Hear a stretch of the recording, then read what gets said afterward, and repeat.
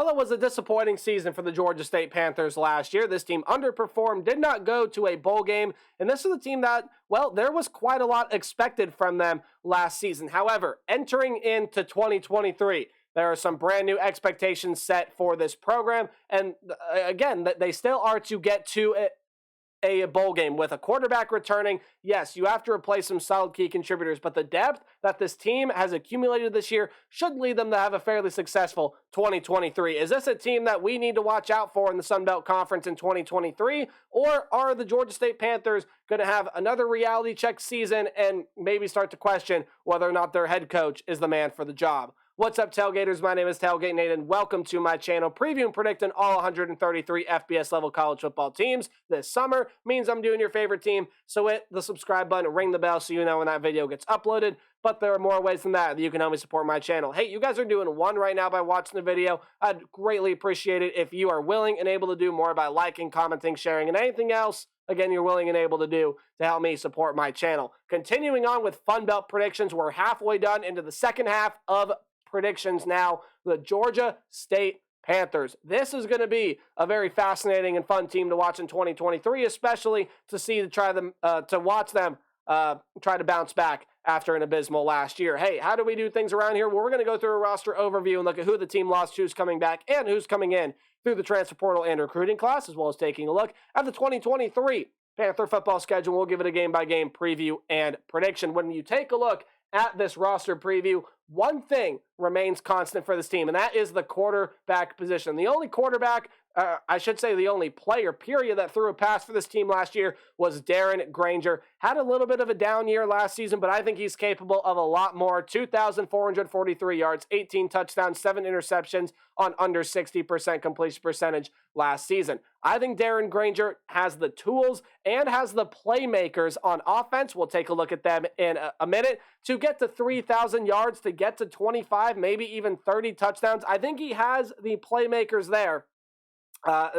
It's just up to Granger to be able to fix a couple things from last season. But again, even though this was a down year across the board for this program, I believe you still trust Granger at the quarterback position. He is the bona fide favorite to get that starting role, and it is easy to see why. Really good option there. Definitely going to be a solid player for Georgia State this year. Now, again, this team does not necessarily lose a lot of depth, but a lot of key contributors are gone across the board. When you take a look at the running back position, that happens to be true. Darren Granger did lead the team in rushing last year, 734 yards and 6 touchdowns. But among running backs, it was Tucker Gregg, 705 yards and 12 touchdowns for him last year. You're going to lose him as well as Jamiest Williams out of this running back room. However, even though Gregg is gone, you still have a really solid option there in Marcus Carroll, who actually averaged more yards per carry than Gregg did last year by almost about a full yard. He had 622 yards and 6 touchdowns last season, and then KZ Adams will return to probably end up being that number 2. If not him, it will be Freddie Brock. He's a 3-star transfer coming over from Maine. Should be a solid option in the running back room for the Panthers this year. Now, wide receive room. Again, the theme with Georgia State remains true. You lose a massive, a just bona fide beast, a dude, as the kids would say nowadays. Jamari Thrash, 1,122 yards and 7 touchdowns from last season. He is going to be gone. That's a huge loss to this Panthers passing attack. But good news is you return pretty much everyone else. Your number 2, number 3, and number 4 all come back. That's Robert Lewis, Josias Cradle, and Talik Williams. And then when you look at some transfers, Jakari Carter and Peter Kikwada are going to be transferring in from various programs. And another transfer I do not have on there as well that should play some big minutes is Rico Arnold, and then Darius Bush is another transfer as well. So they're stacking up depth in that wide receiver room, and the pass catching room gets better with the return of Chris Bird and Amon Green at tight end. Both of them over 10 catches, 100 yards last season. And on the offensive line, again, some key contributors gone. Malik Sumter, Pat Bartlett, Shamarius Gilmore, but Travis Glover comes back, as well as Tayden Ferris and Colin Henrich will be coming in through the transfer portal. So again, if things go right, if the pieces fall into place, I think this offense could see a resurgence this season. Not that it was bad last season. They averaged 14 yards per catch. They averaged 4.4 yards per rush. Pretty solid. Definitely think it can get better this year. Let's look at the defense now for the Georgia State Panthers, as again, a lot of key contributors are going to be gone. Jameel Muhammad, Jeff Clark, and Thomas Gore off of the defensive line. Muhammad had a sack and a half last season. Clark, 4.5 sacks, and Gore, 5 sacks from last season. So again, a lot of key contributors on the defensive line from last year. And I do believe they were 8th, 9th, and 10th, or 9th, 10th, and 11th in tackles for this team last season.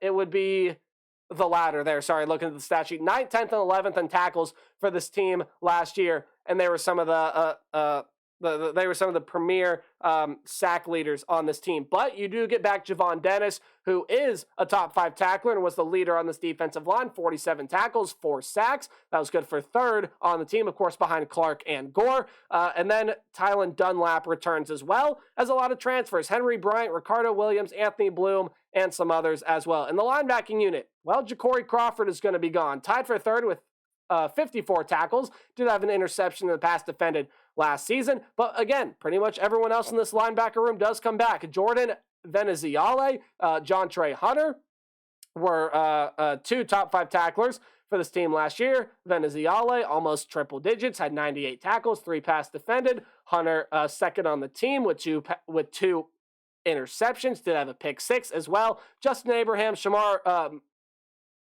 McCollum come back as well. McCollum, 4.5 sacks for this team last year. And then Kevin Swint is a transfer coming over from Clemson to give some depth to this linebacking unit. And then the defensive back room, again, some key losses. Antavius Lane and Quavon White are both going to be gone. Those are 2 very, very good players. Lane, 2 interceptions last season. White led the team with 8 pass defended and 4 interceptions last season. So some big losses there, but Brykees Brown, Jalen Tate, and Jeremiah Jones all come back to this team, as well as some transfers in Gavin Pringle and Tyge Leach. So, again, you loaded up on a lot of Power 5 transfers, too. There are some really good transfers coming into this program, offensively, defensively. This should be an improved year for Georgia State. Your head coach is Sean Elliott, your offensive coordinators, Trent McKnight, and your defensive coordinators, Chad Staggs, as we'll take a look at the Panther football schedule for 2023. Any game at home will be underlined, and any game on the road is in italics or that slanted text. Any game you see in green is a game that I think the Panthers will easily be able to win. Any game in yellow is a game where, hey, maybe it's back and forth, a game that I think is 50-50, could go either way, but I still see Georgia State being able to win, and then red is a loss. So without further ado, starting out with the first game of the year, hey, make no mistake, the Rhode Island Rams are not going to be a pushover this year. And if you want to look for an FBS, FCS upset this season, you might want to be able to go with this one here. Now, it is a game highlighted in green. It is still an FCS level opponent. So I still think Georgia State going to be able to win. However, if you are the type that likes to be crazy, or not crazy enough is what I was going to say, but if you're the type that likes to be daring, likes to be bold, likes to predict things like that, there's a game you might want to look out. Rhode Island poised for a breakout year in the FCS ranks. But still a game I think Georgia State going to be able to win. And then you got a home game against UConn here as well. Look, I really like what the Huskies have this year. I think they got a lot of good pieces offensively, a lot of good pieces defensively. They've used the portal well. They're rocketing off of a really good season last year. And if everything goes right, I said it in my UConn video, that could be an 8, maybe even 9-win team there with the UConn Huskies. However, I think this Georgia State team going to be a little bit too much. I think with all the transfers that they've brought in, if they can gel here, I definitely expect Darren Granger to be able to look at that UConn defense and say, okay, I can handle this, kind of put the team on his back a little bit, be able to make some plays, and then defensively as well, just with all the transfers that they've added, with some of the players that they still have coming back, a lot of key contributors. I do think that Georgia State is going to be able to outwork UConn at home, and they will pick up the win there for win number 2 of the season. And then I believe they will go on the road and beat Charlotte fairly easily. That's just a Charlotte team that, look, that head coach, the new head coach there is going to take time. That's a roster. It's going to take time. Not a team I like at all in 2023. So we're going to go ahead and predict Georgia State to win that game. So look at that. You're starting out 3-0. But when you look at this next 3-game stretch and the rest of your schedule just in general, it is It is tough. It's going to be tough navigating this schedule for Georgia State this year. You got to go on the road and play Coastal Carolina, and that is a loss right there. That is your first game in conference play, and that's a game that you, I think, are going to lose. Coastal Carolina is a very, very good team this season. Grayson McCall comes back. He's got one of the best skill position groupings in the Sun Belt Conference.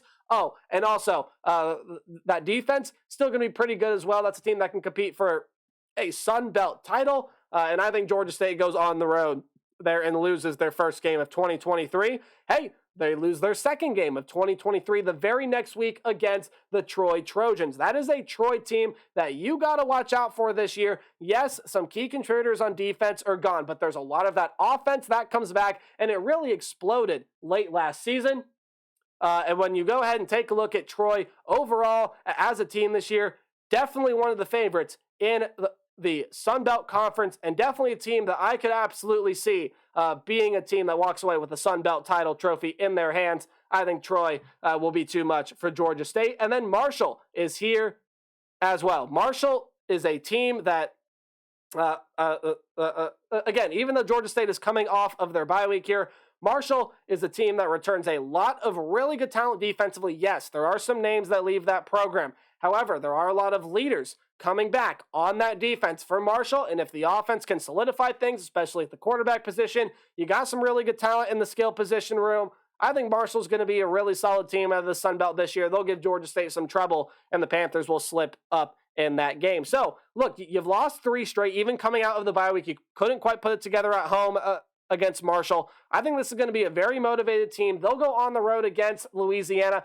That's a very interesting team. That's a team I could see being really competitive or maybe having a disappointing year with the Louisiana Raging Cajuns. And I think Georgia State, again, will just start to put things together. I think they'll have learned from their past 3 losses. I think Granger will start to get on a tear. This defense will start to play better, and they beat the Louisiana Raging Cajuns on the road.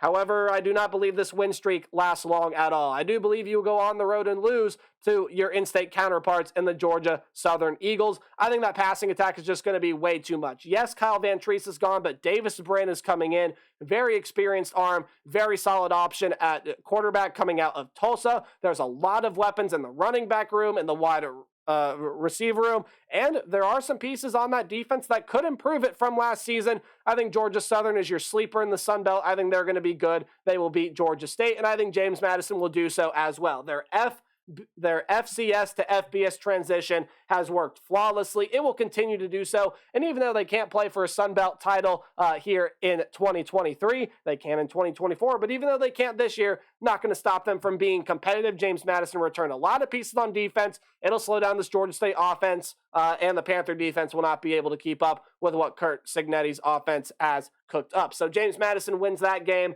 And then here is a big swing game in the Sun Belt Conference. App State against Georgia State. This is going to be a very, very interesting game here. App State is returning some nice pieces in the skill position groupings. Wide receiver room is experienced. Nate Noel comes back. However, you do have to replace the quarterback position in. Now, I have faith in what they have there, but also when you look at their defense, App State loses a ton, an insurmountable amount of linebackers, and I think that'll be their downfall here. Georgia State is good enough, is physical enough to break into that second level, and when they do, I think it's going to cause App State some trouble. So Georgia State at home ends their 2-game win streak and beats Appalachian State. Good news, though, you have to win one of your last 2 games. One of them is very winnable, and the other one is not winnable at all. You're not going to beat LSU. That's a national title favorite. If everything happens to go right, they win some games, they could walk away with an SEC division or SEC championship. One of the most talented rosters in America. You're just not going to beat LSU. But I do think you'll go on the road and beat Old Dominion, a team that I think could be sneaky competitive in the Sun Belt this year, but they lost a lot through the transfer portal, and that will be their downfall this year. So all in all, Georgia State, much improvement from last year. I think the offense is better, the defense is better with all they've added, and they will go bowling this year. Yes, this is a tough schedule, and I could see them having another year like last season where they just don't perform up to expectation. Maybe that FCS upset does happen. UConn, App State, I think even Louisiana and Old Dominion are good enough to get this team. But I think with all that they've added, this team will not do as bad as they did last year. I have them going bowling in 2023. Hey, let me know your thoughts on the Panthers in the comments section below. That'll do it for me. And as always, remember to play hard to tailgate harder. See you guys in the next video. Goodbye.